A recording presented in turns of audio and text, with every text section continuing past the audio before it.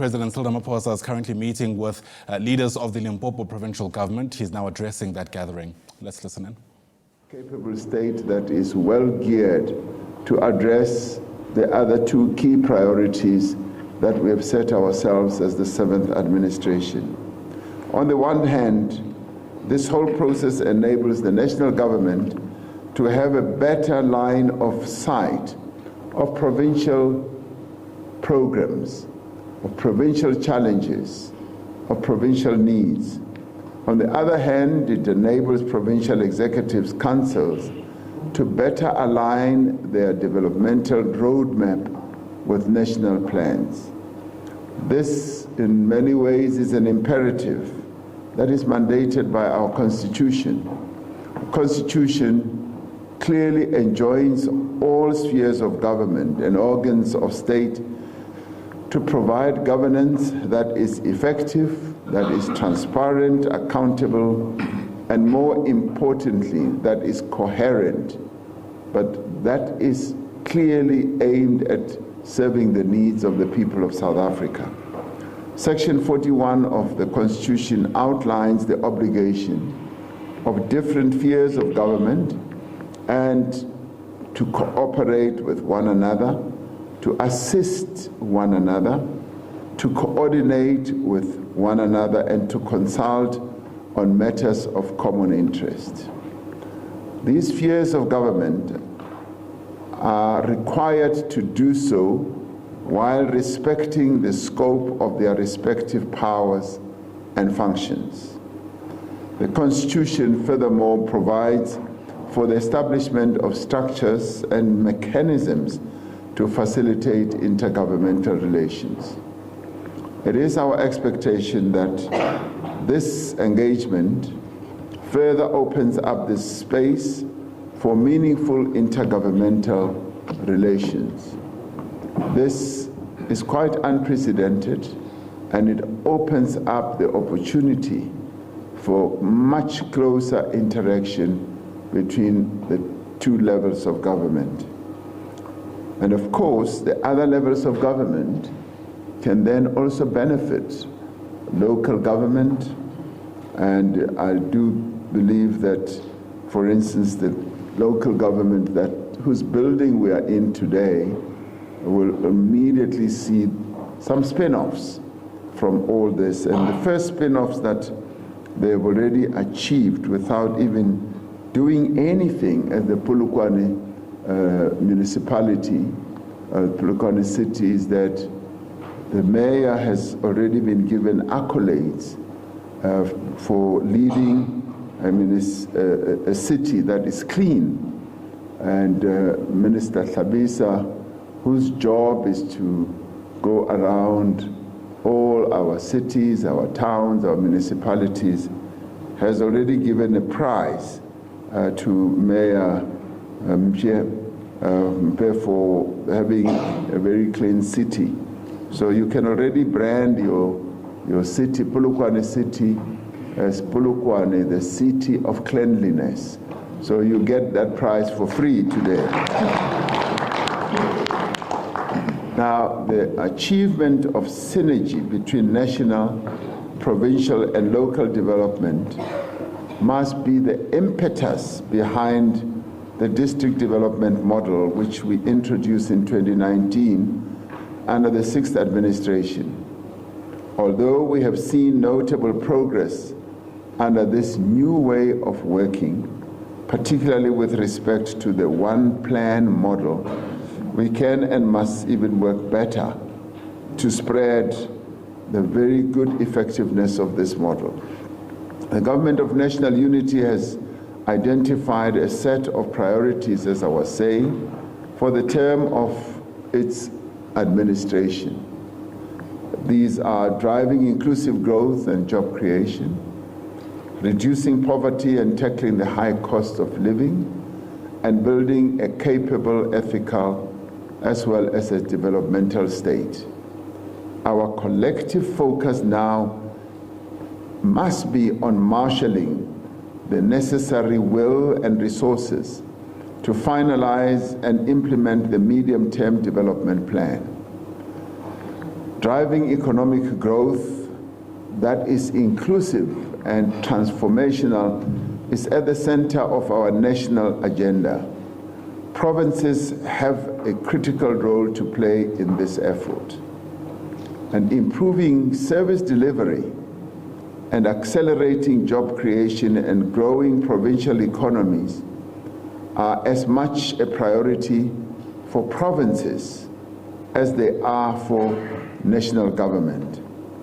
Now, what will be critical in the coming months is going to be a razor-sharp focus on the actions that we all need to take to enable provinces to leverage their respective endowments, be they avocados, be they minerals, be they citrus fruit rather, be they any key endowment that they have, to maximize and ensure that that endowment is more effectively utilized for economic growth.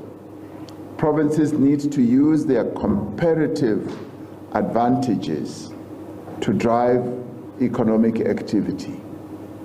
Already, Premier, you've already defined your province as being really good in certain areas, where you have said we have this very good endowment, this very great attribute, and those need to be laid out from your human capital, the youth capability, the education standards, your minerals, your agriculture, and your special economic zones that are coming. And all those should stand you in good stead as a province. Now, we have provinces, for example, that have vast arable land, but because of underutilization of that land or slow land reform, their contribution to the agricultural output is far below their potential. The same can be said about areas such as tourism, an important and growing economic sector. The natural splendor of many, if not all our provinces, should be attracting far more tourism numbers. Some provinces are attracting large amounts of minerals, large amounts of minerals from the soil, but are not moving to the other level. They are the primary level. They need to start looking at the secondary level of beneficiating those minerals that they extract. And finally, they also need to look at the downstream. Are they able to move further to the downstream?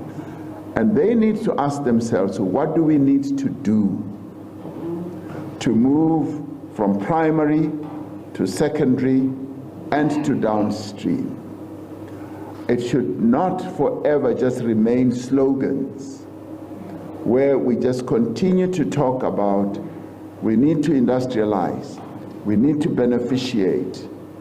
Each of us, both at national as well as at provincial level, we need to ask ourselves important questions.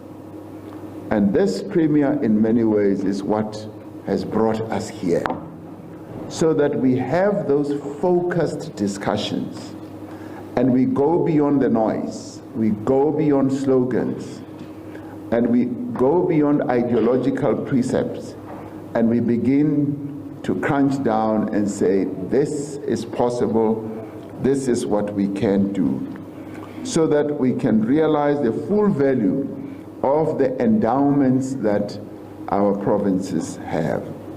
This is the potential that we need to focus on. We need to move also beyond diagnosis of the problems that beset us.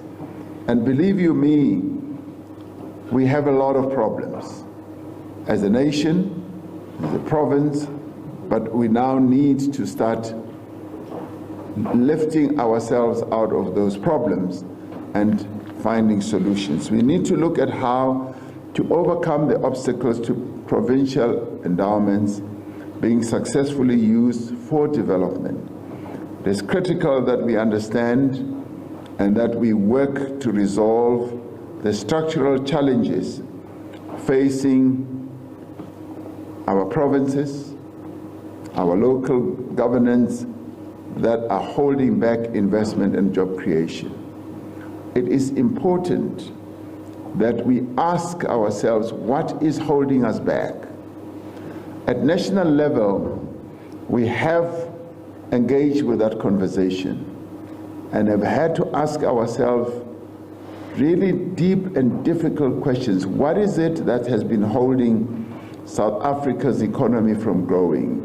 And we have identified those areas that hold us back, and that is why we've embarked on the structural reforms that we've embarked on. Electricity was one key one that held the entire country back. We've now gone through 230 days. Minister Dr. Ramaphosa is here, who can give us the full details of the work that he has been doing.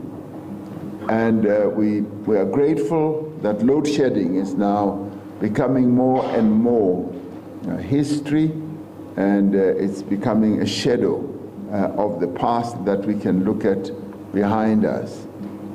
That was holding us back, and we still need to do quite a lot of work, but we have started the reform work of our electricity architecture with regard to generation and transmission and distribution. So we have, having realized that, we attended to it. The logistics sector is another area that is holding us back with regard to exporting the products that we make in our country or we produce. It does not only affect mining, it also affects agriculture. Our farmers, as they produce their produce right from Limpopo here, right through to take those products to the sea and overseas, requires a really good logistical infrastructure, and that has been hamstrung.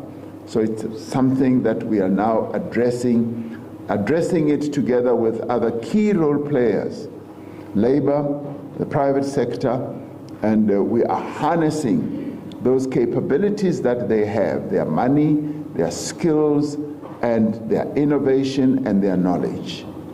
And another area, of course, that has been hamstringing us is in water. And I'm sure that in the course of the day, you are going to tell us about the challenge that you have in this province on water. It's an overarching problem throughout the country for both water for our communities as well as water to be used for productive purposes in our factories, in our mines, and in our industries. So water is another problem, and we've had to introduce real serious structural reforms where it used to take 3 years for people to get water licenses to utilization in manufacturing and in industry, just to make sure that their operations work well and they can create jobs. That used to take us 3 years. We've now brought it down to 3 months.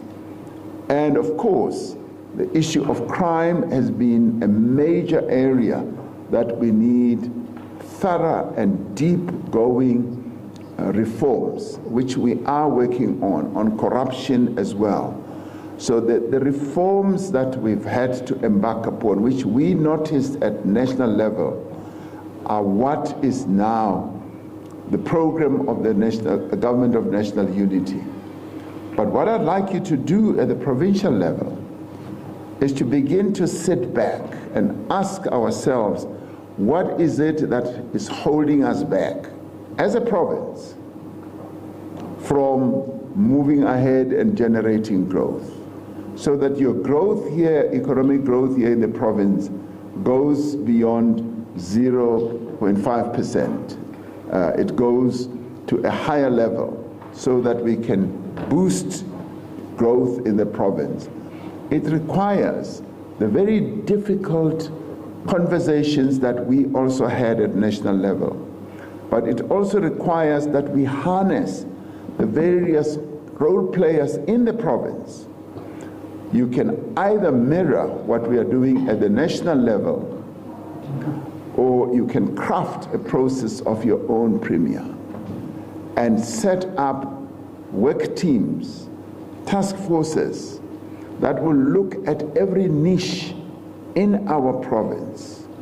What is it that is holding agriculture back, as you were saying?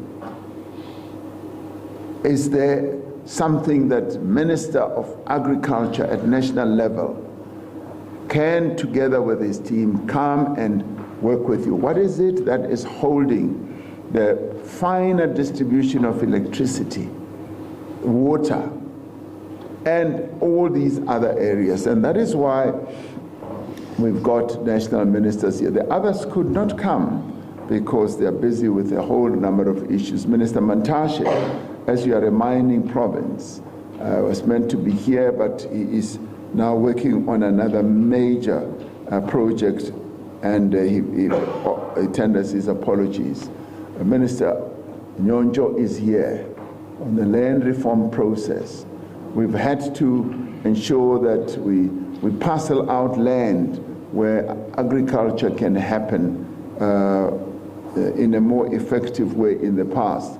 So the national government, by its presence here, whether the ministers are here or not, we want to set up a system, a mechanism that is now going to start rolling so that we bring to bear the capabilities at national level as well as the capabilities at provincial level, so that we are able to unlock the energy and the capability of our government at both provincial, even at local level. Now, we should also look at the progress that is being made on existing economic development projects as well as programs. I note, for example, the progress that is being made around the 2 designated special economic zones in Limpopo, in particular the investments made and the various cooperation agreements that have been signed. Now, as a province, you have identified 2 mega and major special economic zones, and those need to be mined, those need to be made to be brought to focus. Yes, you do need the cooperation at national level. You need to ensure that you do put pressure. You know, we often say that government moves slowly. We move like, you know, even a snail moves slowly, but government even moves much more slowly than that. So you need to be putting pressure that those special economic zones projects that you've come up with are taken now to a higher level. But you also need to identify what your actual role is going to be as a province in those, so that we can unlock opportunities for the private sector to come and invest. Because what we need to divest ourselves of in our heads is that government has a big pot of money and it is going to invest. We must go where money is. The money is in the private sector, and there are billions and billions of monies there. We must go and unlock that money, bring it here, by creating the right environment and climate for those with money to come and invest. Our role as government must be principally to create the environment for those with money to come and invest, working together with them in partnership through a variety of funding initiatives. We should participate with them. Government, yes, does have the role to itself be able to be a job creator. The public employment programs have given and continue to give our people great opportunities to get work opportunities, to be able to get skills. We must also focus on making the private sector to work with us. Now, these catalytic projects that you have immense potential to accelerate industrialization and to create more jobs. But in order for that to be unlocked, we need to be innovative. We need to be clever governments, to be able to dangle something in front of those with money and attract them and crowd them in so that they can come and invest.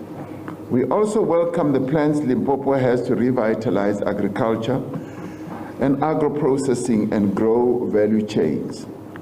Some parts of Limpopo are high valued when it comes to agriculture. In some instances, some parts of Limpopo are compared to some great agricultural sort of corridors in the world. And some have compared you to the Rhine Valley, to the valley in California, and say you are an area which can really lead to great agricultural capability and prowess. Now we look forward to the presentation from the provincial government on the key priority programs that you've set yourself out for. In line with our commitment for intergovernmental cooperation, I do call on our ministers and their provincial counterparts to use this opportunity that we have today to open up channels of communication. And what this opportunity, this visit also does for us is to enable us to come and hear and listen to you, our colleagues and counterparts at the provincial level, and to speak as openly as possible about some of the challenges, some of the hopes you have, and the clear vision that you have as a province.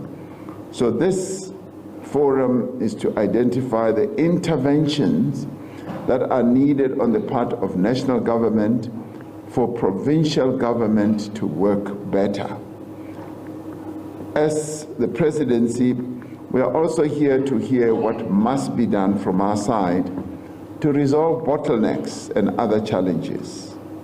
We hope to be able to engage with you on how the ongoing structural reform processes, those that we are driving at national level through Operation Vulindlela, affects the areas of your work. This first engagement between the National Executive and the Limpopo Executive Council must in many ways set the tone and the agenda for future cooperation. Now, you can see yourself as a trendsetter and possibly as a pace setter as well, because from here we will go to other provinces and we will immerse ourselves in the political, economic, cultural architecture of all the other provinces, because our provinces are different. And so we're starting this process with yourselves.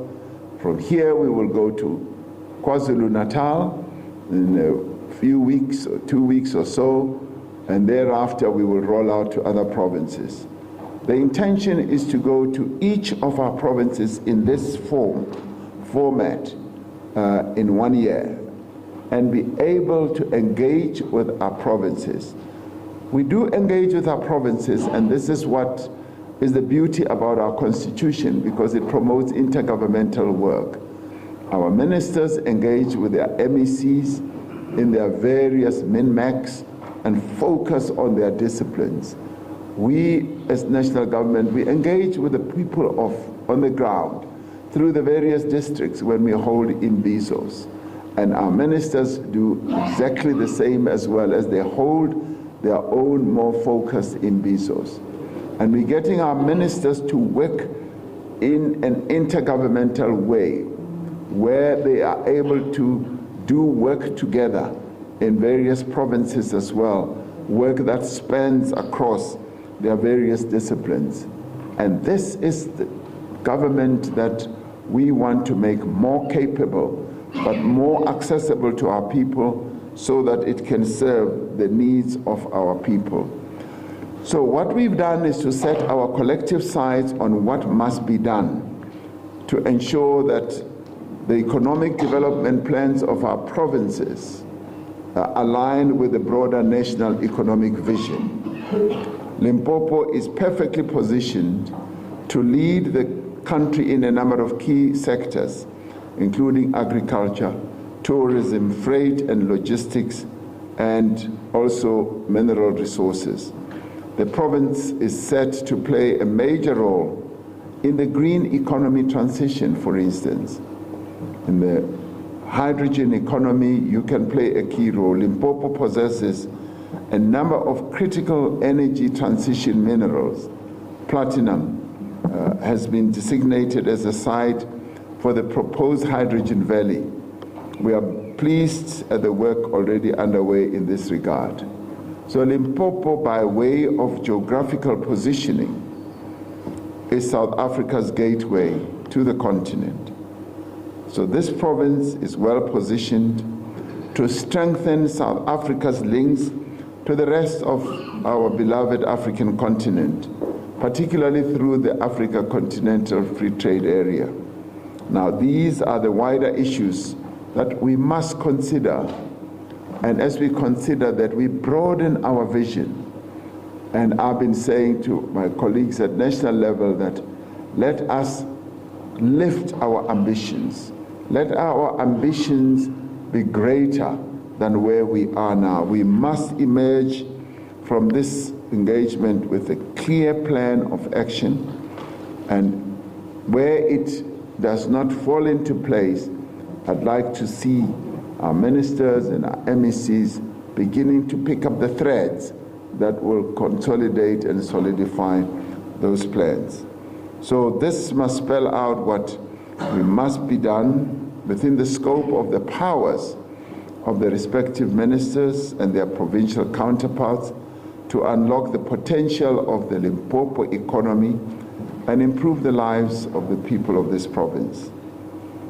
Colleagues, there is a great deal of work that we must do, and I'd like our discussions to revolve around action that needs to be taken. We must now move beyond diagnosis and start particularizing the actions that we now need to take. And we must back that up with clear time frames. We must back that up with clarity on where the resources to back up those plans will come from. And go beyond just dreaming about what we want to do without moving to the next level. In other words, I'd like us to be much more focused, much more innovative.